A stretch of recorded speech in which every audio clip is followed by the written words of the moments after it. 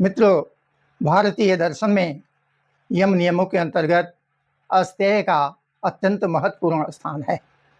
तो किसी की कोई भी वस्तु बिना उसकी सहमति के जाने या अनजाने में ले लेना या ग्रहण करना अस्तेय नियम का उल्लंघन है और ऐसी प्रवृत्ति से स्वयं को रोकना ही अस्तेय है। अस्तेय केवल चोरी न करने तक सीमित नहीं है, बल्कि यह विचार, व्यवहार और भावना तीनों स्तरों पर संयम का नाम है।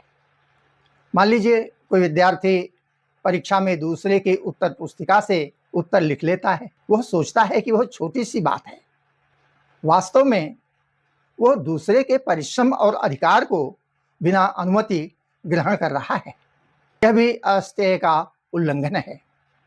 इसी प्रकार कार्यालय में किसी सहकर्मी का विचार बिना उसका नाम लिए प्रस्तुत कर देना या घर में किसी की वस्तु यह सोचकर उठा लेना कि बाद में बता दूंगा, ये सभी अस्तेय के विरुद्ध आचरण है।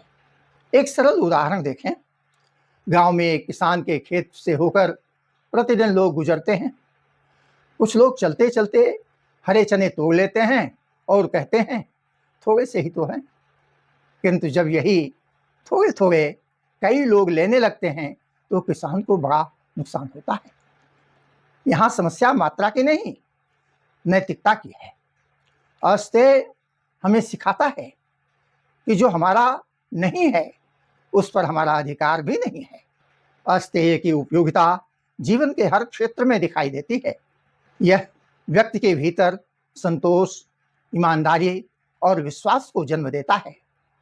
जो व्यक्ति अस्तेय का पालन करता है वह मानसिक रूप से निश्चिंत रहता है, क्योंकि उसके मन में अपराध बोध नहीं होता। समाज में भी ऐसा व्यक्ति विश्वसनीय माना जाता है।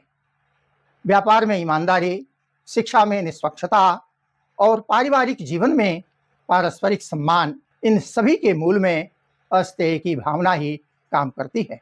आज के प्रतिस्पर्धात्मक युग में जब ज़्यादा से ज़्यादा पाने की होड़ है, अस्तेय हमें याद दिलाता है कि सच्ची उन्नति दूसरों का हक छीनकर नहीं, बल्कि अपने पुरुषार्थ से अर्जित होती है।